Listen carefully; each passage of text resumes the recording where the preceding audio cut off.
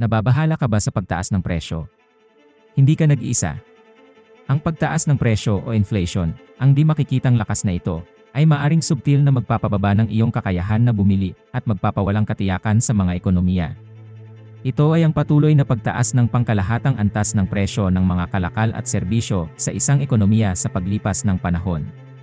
Kapag ito ay lumalabas sa kontrol, ito ay parang isang gutom na hayop na sumisira sa halaga ng pera, pag-iipon, at pati na rin ang ekonomikong kinabukasan ng mga bansa. Ngunit huwag kang matakot, may mga paraan para pahinain ang lakas ng hayop na ito. Tungo na sa 1-0 paraan upang labanan ang inflation. Una, maaari nating taasan ang mga interes. Ito ay ginagawa upang gawing mahal ang pagsasangla, na nagbabawas sa pagkonsumo ng mamimili at puhunan ng negosyo. Dito pumapasok ang mga sentral na bangko na naglalaro ng napakahalagang papel.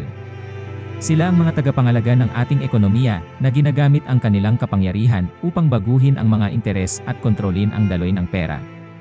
Kapag ang inflation ay nagiging delikado, maaaring umaksyon ang mga sentral na bangko, pataasin ang mga interes upang pigilan ang pagkonsumo.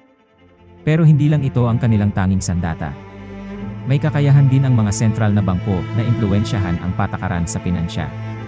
Maaari silang bawasan ang supply ng pera sa pamamagitan ng pagbebenta ng mga pampamahalaang seguridad na nagiging sanhi ng pagbawas ng kapangyarihan ng ekonomiya sa pagkonsumo. Ang pagpigil sa pagpapalawak ng pera na ito ay nagiging parang isang uri ng pang-ekonomiyang pagpigil na nagpapakapit sa inflation at pilit na pinapawi ito. Kaya nga, sa pamamagitan ng pagpapalakas ng patakaran sa pinansya at pagtaas ng mga interes, maaari nating kontrolin ang inflation. Isang ibang sandata sa ating arsenal ay ang pagsasakripisyo sa paggastos ng pamahalaan. Maaaring bawasan ng mga pamahalaan ang gastusin at taasan ang mga buwis upang bawasan ang pangkalahatang demand sa ekonomiya. Ito ay parang pagpindot sa preno ng isang nagbabagang makina, pinababagal ang takbo ng aktibidad ng ekonomiya at sa makatuwid ay ang inflation. Pero paano kung maaari din nating mapahusay ang kahusayan ng makina? Dito pumapasok ang mga patakaran sa supply side. Sa pamamagitan ng pagsasagawa ng mga infrastruktura, edukasyon, at teknolohiya, maaring mapataas natin ang produktibidad ng ating mga manggagawa at ang kakayahan ng ating mga industriya. Sa ganitong paraan, tataas ang takbo ng ating ekonomiya nang hindi nag-overheat. Ang mga patakaran sa supply side ay hindi lamang lumalaban sa inflation, naglalatag rin sila ng pundasyon para sa malawakang pangmatagalang paglago. Parang pagkakaroon ng malaking cake at pagkain pa nito. Dahil sa pagtaas ng produktibidad, kasama ang pagsasakripisyo sa paggastos at mga patakaran sa supply side, maaari nating palakasin ang produktibidad at kontrolin ang inflation.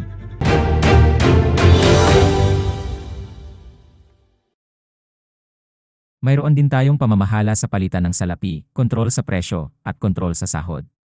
Ang pamamahala sa palitan ng salapi ay kasama ang pagkilos ng sentral na bangko sa mga pamilihan ng dayuhang palitan ng salapi. Ang mas malakas na salapi ay maaaring magpababa ng presyo ng mga inaangkat na sa kalaunan ay tumutulong upang pigilan ang inflation. Ikalawa, mayroon tayong kontrol sa presyo. Sa ilang sitwasyon, maaaring kailanganin ng mga pamahalaan na ipatupad ang mga kontrol sa presyo sa mga mahahalagang kalakal at serbisyo.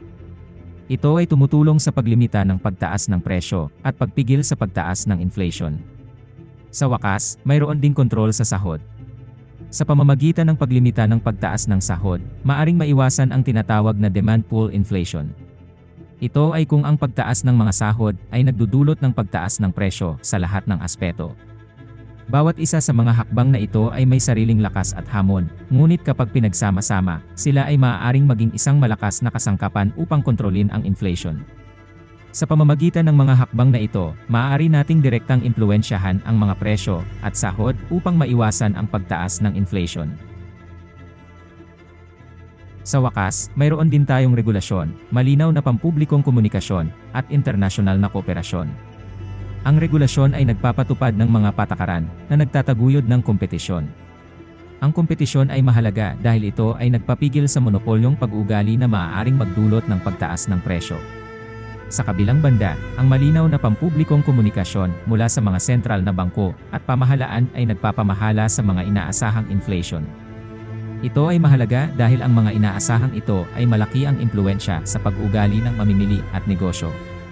Halimbawa, kung inaasahan ng mga tao na tataas ang presyo, maaaring gumastos sila ng mas marami ngayon na nagpapabilis sa inflation. Sa pamamagitan ng pagiging malinaw tungkol sa kanilang mga estratehiya at mga layunin, ang mga sentral na bangko at pamahalaan ay nakakatulong na bawasan ang mga inaasahang ito. Sa huli, ang internasyonal na kooperasyon ay may malaking bahagi sa paglaban sa inflation. Sa pamamagitan ng pagko-coordinate ng mga patakaran sa ekonomiya sa ibang bansa, maaari nating maiwasan ang global na pressure ng inflation, lalo na pagdating sa mga presyo ng mga kalakal. Ang mga estratehiyang ito, kapag maayos na ginamit, ay makakatulong sa atin na mapanatili ang isang matatag na ekonomiya na malayo sa pinsalang dulot ng inflation. Mula sa pagtaas ng mga interes at pagsasakripisyo sa pamamahala sa salapi, hanggang sa pagsasakatuparan ng kontrol sa presyo at sahod, mga patakaran sa regulasyon, malinaw na pampublikong komunikasyon, at internasyonal na kooperasyon. Bawat hakbang ay mahalaga sa pagpapanatili ng balanseng ekonomiya. Tandaan, ang pagkontrol sa inflation ay isang pagsisikap ng lahat. Lahat tayo ay may papel na ginagampanan. Kaya, malugod kang tinatanggap sa mga alphas, at huwag kalimutan mag-like, mag-subscribe, at ibahagi ang video na ito sa iyong mga kaibigan.